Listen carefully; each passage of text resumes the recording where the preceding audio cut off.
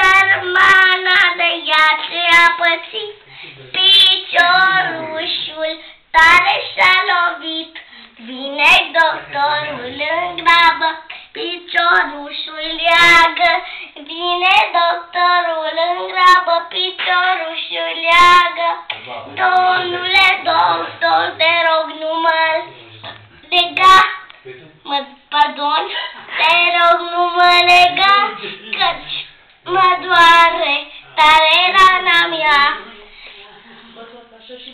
Domnule doctor, te rog, nu mă lega, căci mă doare tare rana mea.